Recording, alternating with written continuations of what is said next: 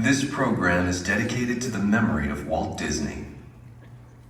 In 1971, his love for America inspired the creation of the Hall of Presidents, a place to celebrate the optimism and goodwill he saw at the heart of the American story. Walt's vision was to honor the nation by honoring the American presidency.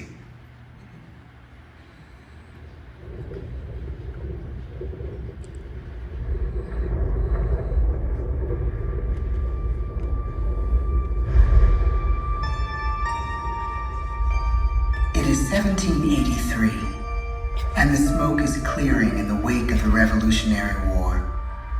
Over the course of 8 grinding years, General George Washington has led a force of shopkeepers, farmers, and Native American allies to victory over the greatest military power in the world. A new nation has been born, independent and free. The founders must form a national government. In 1787, through months of passionate debate, they create a written constitution. For the country's highest office, they imagine something new in the history of the world. A leader not born to power like a king or queen. A leader who has not seized power through conquest. A leader not separate from the people, but elected by the people. From among the people. We, the people. This is a new idea, an American idea. The idea of a president.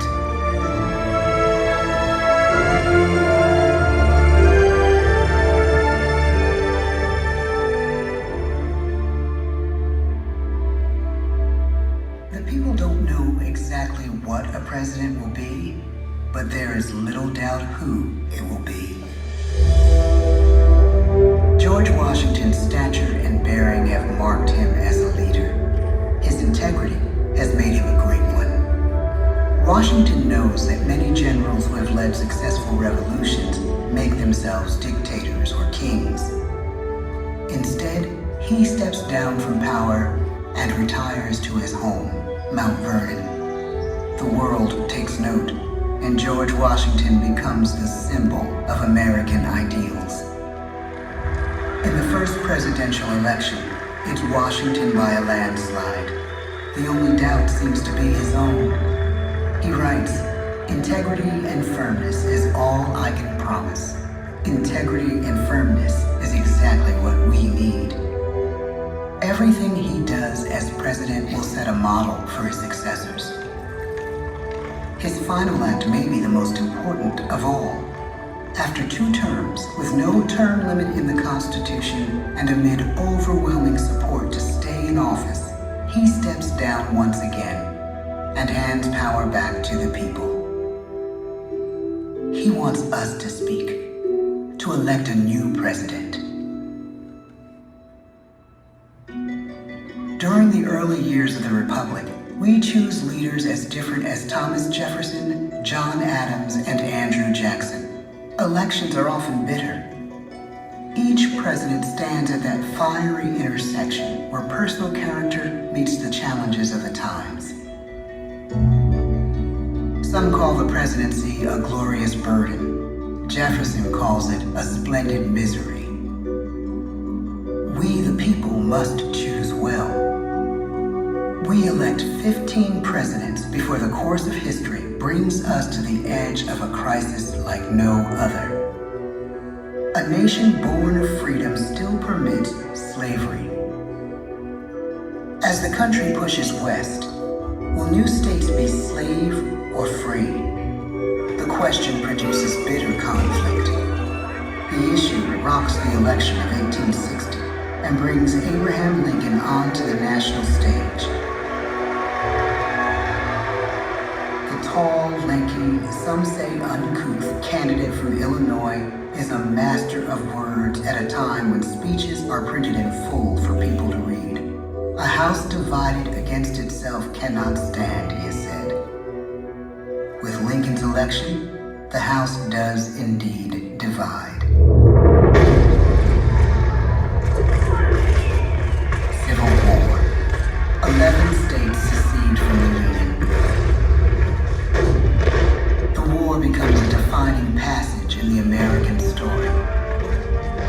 president's own inner strength and depth of character changed the course of history. Lincoln had come up the hard way, on the American frontier, desperately poor, with less than a year of formal schooling. His early years were scarred by tragedy, the death of his mother, his sister, his first love. He struggles with depression, but never loses his determination to rise above it. He once said he's driven by a desire to leave the world a little better place for having lived in it. The war rages. Lincoln fights to preserve the Union and end slavery. Neither is a sure thing. At Gettysburg, Pennsylvania, 6 months after one of the bloodiest battles of the war, the president dedicates a cemetery to the thousands of soldiers who died there, in words we can never forget.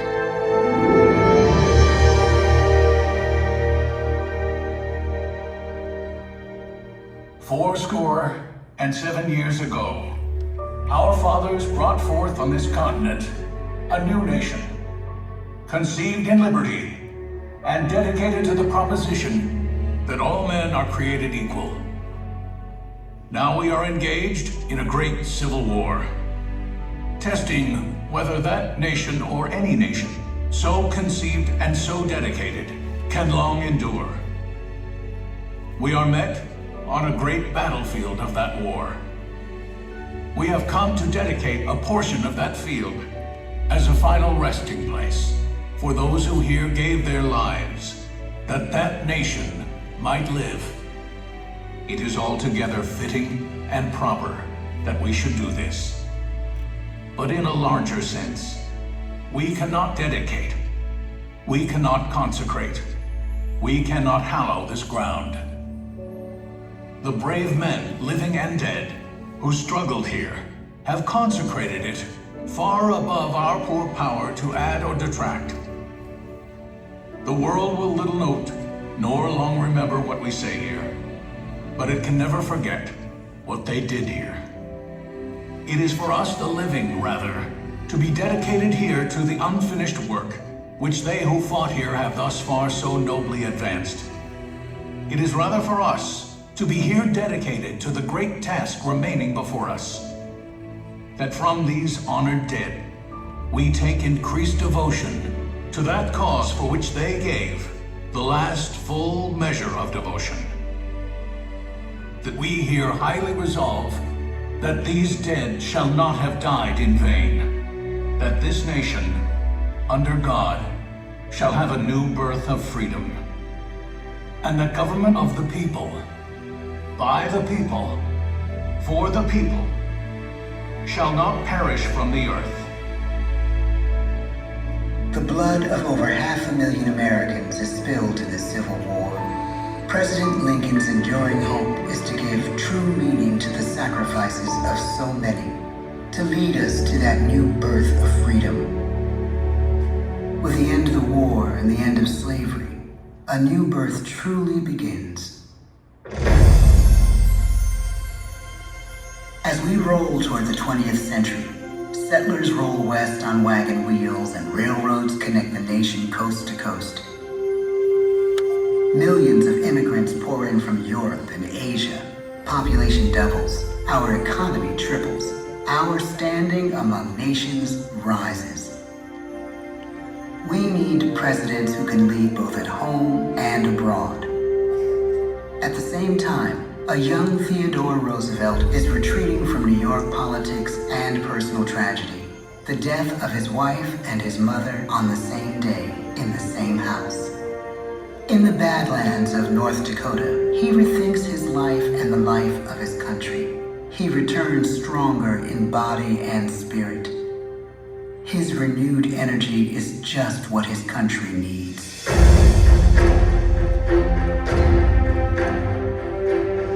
American industry is booming, but social tensions are rising. A progressive movement is bubbling up, pushing for change, and change is needed in the working and living conditions in cities. The gap widens between rich and poor. The demand for change grows stronger. Teddy Roosevelt is a knight on a crusade. He speaks with force and vitality in clear terms that make colorful headlines at a time when mass market newspapers have become the new media. To define his foreign policy, he borrows a phrase from an African proverb: speak softly and carry a big stick. But his greatest accomplishments are made at home. He breaks up giant monopolies, protects workers' rights, and calls for a square deal for all Americans, rich and poor, capitalist and wage earner. And a square deal for every man and every woman in the United States. He calls on America to be as great as the natural grandeur of its lands.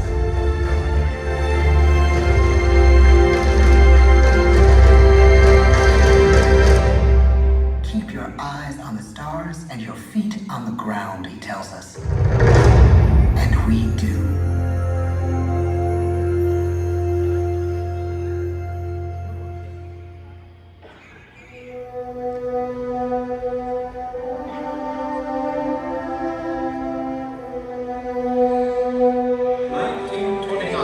The bottom fell out of the market.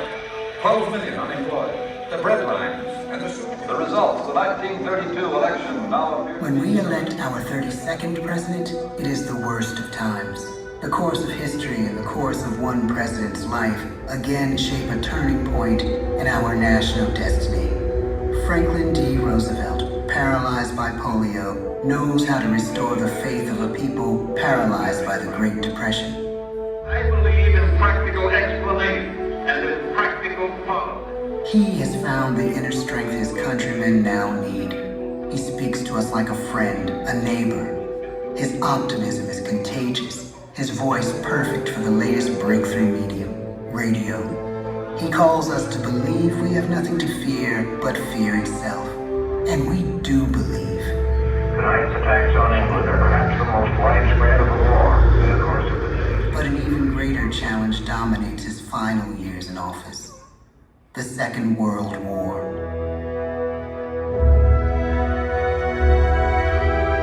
We must be the great arsenal of democracy. This is an emergency as serious as war itself. We stun the world with our production. When bombs fall on U.S. troops in Pearl Harbor, he calls us to fight on the war front and sacrifice on the home front.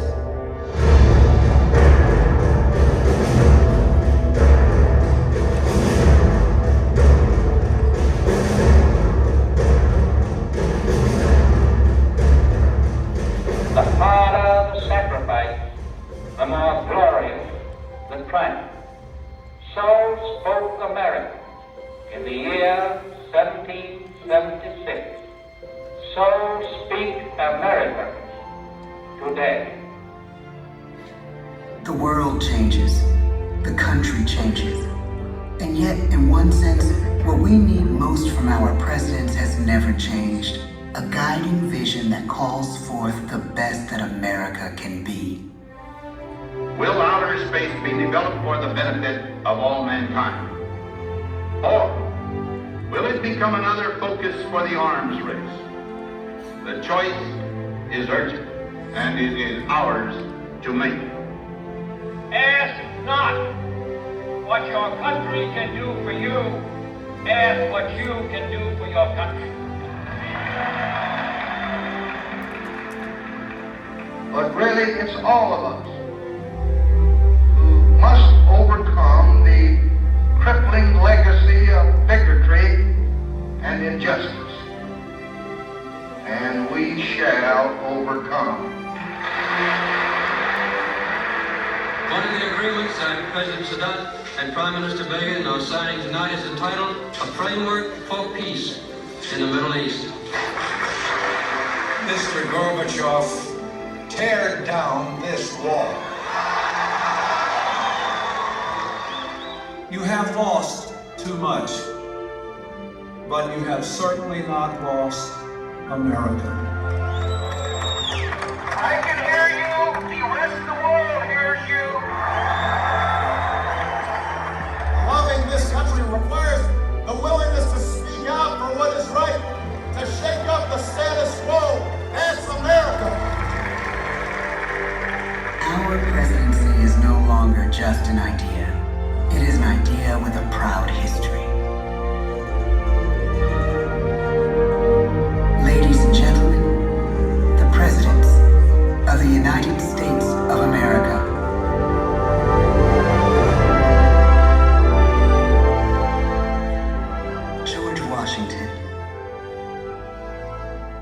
John Adams, Thomas Jefferson, James Madison, James Monroe, John Quincy Adams, Andrew Jackson, Martin Van Buren,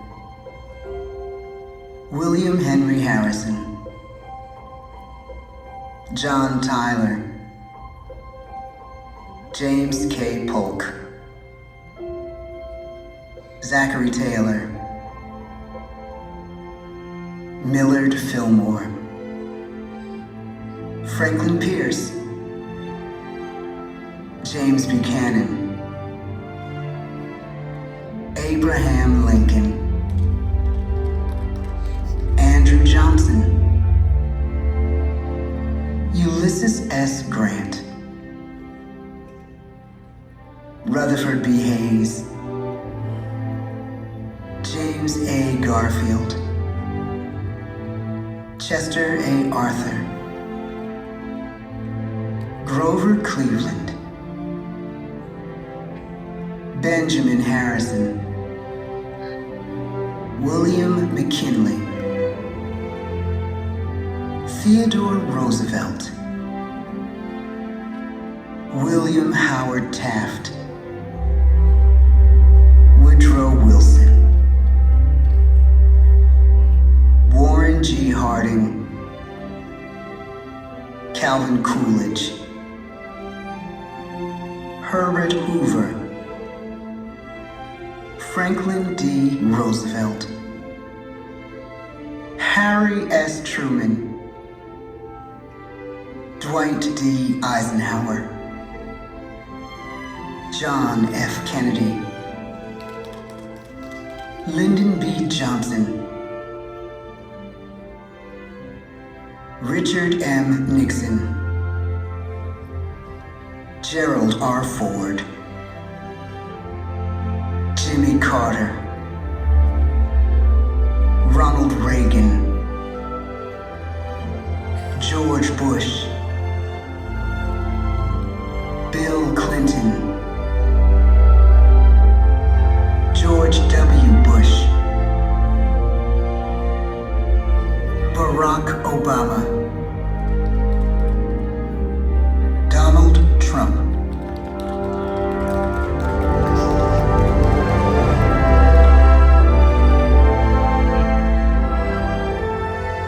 And now we come to the present. Once again, we place our trust in the idea of a president, as we have from the beginning.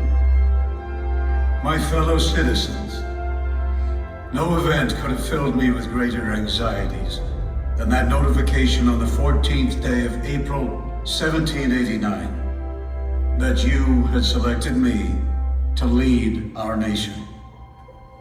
But it was with the confidence of my fellow citizens that I took an oath. 35 simple words that have been repeated by every American president throughout history. I, Joseph Robinette Biden Jr., do solemnly swear that I will faithfully execute the office of President of the United States, and I will, to the best of my ability, preserve, protect, and defend the Constitution of the United States. So help me God. The presidency of the United States is a role unique in the world, an office entrusted to each president by us, we the people. Therein lies the genius of that new idea, now over 200 years old. A new idea our presidents have turned into a great American idea again and again.